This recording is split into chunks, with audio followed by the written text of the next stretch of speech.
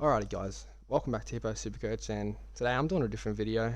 I've had enough of everyone out there on YouTube saying this guy's a lock, this guy's not a lock.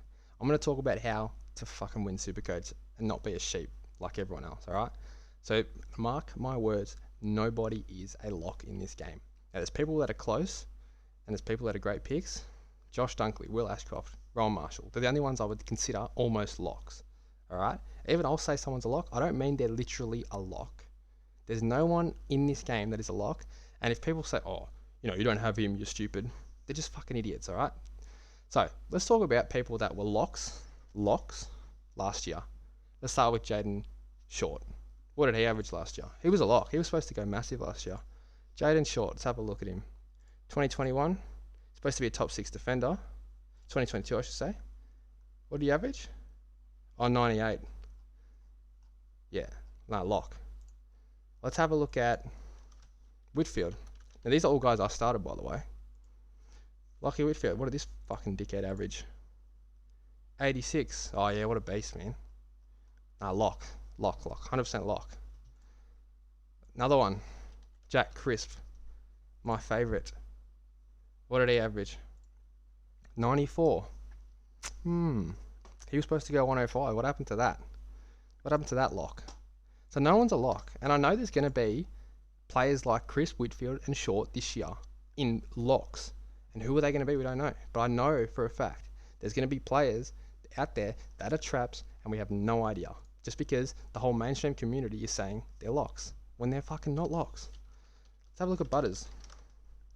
What did this fucking lad average last year? 96. So these players, I'm telling you now, Butters went 120 or maybe even 130 both practice matches and pumps out 96 average. People like Goulden, they're not locks like we think they're locks. Alright? Let's look at Jake Lloyd, alright?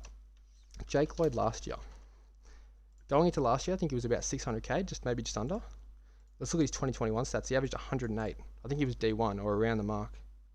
Huge scores. What did he average in 2022? Oh, 92. How does he drop 16 points? Alright, he was a safe pick. Quote unquote safe pick. What the fuck happened to him? So he lost his role. Coaches can change roles at any given moment. We don't realise that. Like, we cannot trust any coach. And especially ones that have proven they've done that multiple times. Like John Longmire. Yet, people still say Goulden's a lock. He's not a lock. Is he in my team? Yeah, he is. I think he'll be a great pick. But he's not a lock, and I'll tell you why in a second. So one thing I want to talk about is you got to go with your gut, right? Because a lot of these guys on YouTube and on podcasts, the Herald Sun guys, whatever, they'll say just because they think someone's a lock, and they'll act like you cannot go against their opinion, which is just fucking bullshit. Do not listen to that. Now, obviously, players like lockdown defenders and key defenders, they're not going to be worthwhile picks, obviously, because the role's not there. But just because one of these YouTubers or Supercoach personalities say that they're a lock does not mean they're a lock. And it's because someone says it's a trap, doesn't mean it's a trap. Alright, everyone gets shit wrong every single year. They're going to get at least one thing wrong, myself included. So go with your own gut. Do your own research. Just because someone's in 50% of teams doesn't mean you need to have them. Alright? So, let's try and make cases for some of these guys that are locks, alright? Now, Josh Dunkley, he's not one that I think is a lock, but he's probably the closest to it. And it's hard to make a case against him, obviously, and for a good reason. Like, he's in my team, he's not leaving, but it doesn't mean he's a lock. So Dunkley, there's a chance, you know what, maybe he gets an injury and maybe somehow goes forward, or, they decide to change his role.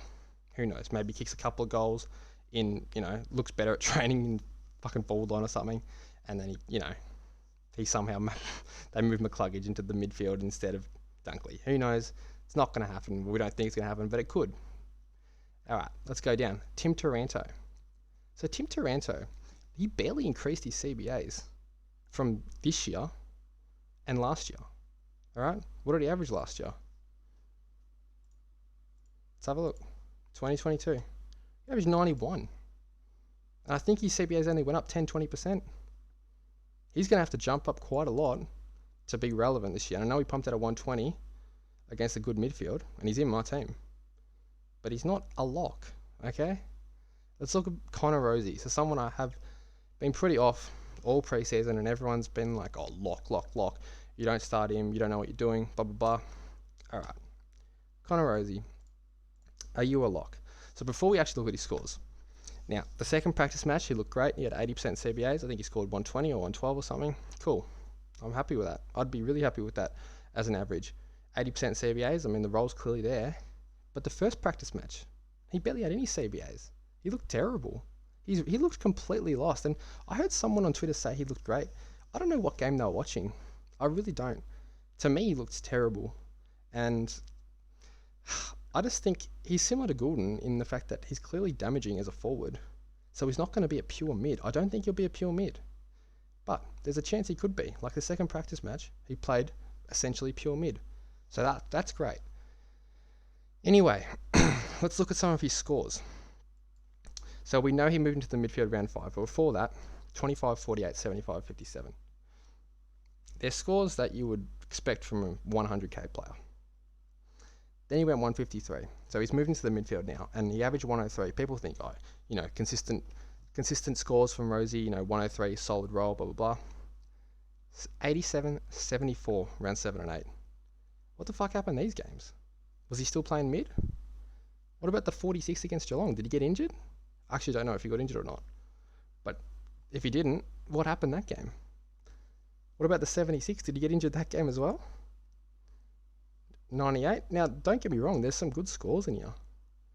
But do you like this rollercoaster scoring?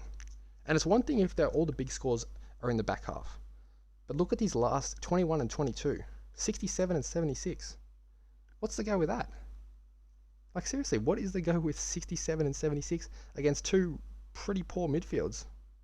Essendon are okay, I guess, but as a team, they're not great. And Richmond's midfield is one of the worst in the competition. Why did he score 67 at Adelaide Oval? And then he goes 162 against Adelaide. So, Connor Rosie, I don't see why he's an absolute must-have like everyone thinks he is. Anyway, I'm happy to fail on that pick. Whatever. Don't think he's the worst pick. Obviously, he's a forward 513k. There's plenty of value there. But I don't like the roller coaster. I'd much rather go with Stephen Coniglio. Look at Stephen Coniglio's first 3 matchups. People say it's Rosie over Coniglio by a mile. Yeah, you're paying an extra 40k or whatever. Cogs plays Adelaide, West Coast, Carlton, Essendon, Hawthorn, Brisbane, Sydney. Alright, the first 5 matchups, relatively easy. I'm a Carlton supporter. Cogs can go big against us. He had 37-14 the last couple, but I know he can go big. Alright, he's gone 157 before against us. He's gone 154 Adelaide, Essendon, 108 against Adelaide, which I think will go bigger this year, 140. He's clearly capable of scoring. And I'll tell you one thing about GWS right now. Cogs and Green, in my opinion, they're not going to get tagged. The tag's going to go to Josh Kelly. And I've seen a lot of people picking Josh Kelly. I'm telling you right now, he's the most damaging mid by a mile. If they're going to tag, they're going straight to him. And I believe they've got 2 taggers early. Let's have a look. I just had a look at their fixture. But so the scores, if you look at his upcoming opponents, these scores off the charts. And to me, this has trap written all over it. Because I think he'll go big the first 3 games. He might cop 1 or 2 tags in there. But after that, Essendon, Hawthorn, don't think Brisbane will tag. But it'll be a tough matchup. And then Sydney, probably Ryan Clark or James Rowbottom goes to him here. Hawthorn, we know McGuinness will probably go to him. And Jai Caldwell will probably go to him in round 4. So you're looking at 3 pretty hard games in a stretch of 4 weeks for Josh Kelly. I don't know. To me, it's a bit of a trap. All right. So this is why, anyway, back to my original point, I'd much rather Cogs over Rosie. Let's look at who he has to compete against. I've already spoken about this in a previous video, but who does he have to compete against? He's got Josh Kelly, who's going to get tagged. He's got Tom Green, and he's got Harry Perryman. Harry Perryman's got to be that 4th. The other 3 are locked. Okay, they're not playing Callahan at all. They didn't give him 1 CBA. So these 3 mids, these 4 mids, that's their rotation. That's locked. So why would you not start Stephen Coniglio when you know they have an easy fixture in the first 6 rounds? I don't know, it beats me. Everyone's like, oh, Rosie, Rosie, Rosie. It's probably because the big YouTubers and the big personalities and Twitter are saying Rosie. I don't give a fuck about Rosie, man. Seriously. I don't want no roller coaster. Cole's can be a roller coaster, but when he has the CBAs, he's not. He's a consistent scorer. All right, let's talk about one more guy, and that's Errol Goulden. Now, Goulden's in my team, and I know Luke Parker came out today and said he played more midfield, and in my opinion, that's really, really good news, and I don't see how that could possibly fail, but it still could. All right? It still could. We know we cannot trust John Longmire. He's a proven fucking dickhead of a coach, and he's shown us so many times that he is not to be trusted, but we're still going to put faith in him. Another thing about Goulden, has anyone considered that he could be a massive tag target? Who does he play in the first few games? Let's have a look. Gold Coast, Hawthorn. Alright, so he's got Finn McGuinness in round 2. So if he explodes against Gold Coast, we shouldn't be licking our lips.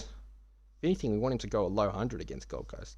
Because if he shows off, McGuinness is going fucking straight to him in round 2. Then he has Melbourne, probably won't cop a tag there. Port could tag him, Will Drew. Richmond probably won't tag. Geelong, maybe they send someone to him. GWS probably don't tag anymore. So he's got a decent run, but he does have what could be a tag in round 2 from Finn McGuinness. Now this is, remember with these taggers, right, we're going off last year and what we've seen in the practice matches. If they're tagging in the practice matches, what's to say clubs aren't going to catch on and see that Nick Dacos got shut down? See that Darcy Parish got shut down?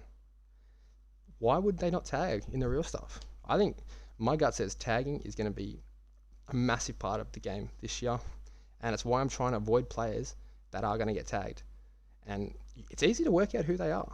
They're ones that have been tagged in the past, and they're ones that are the most damaging on a team. Now, GWS, you could probably argue they go to Whitfield. In my opinion, Kelly is 10,000 times better than Lockie Whitfield. So, I'm not an AFL coach.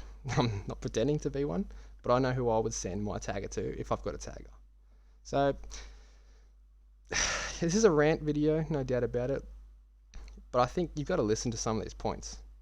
Go with your own gut. Just because the mainstream, the Discord or whatever, I'm always in the Discord. I love the Discord. I love talking to Supercoach. But just because someone's going to someone doesn't mean you need to go to them as well. And just because someone thinks someone's a trap doesn't mean you think they're the trap too. I've been influenced in the past, and it's easy to do it. Everyone's convincing. Everyone's really convincing.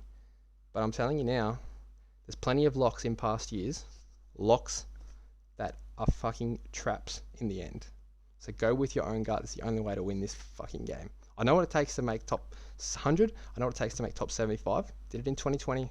So trust me, when I say these things, no one is a fucking lock.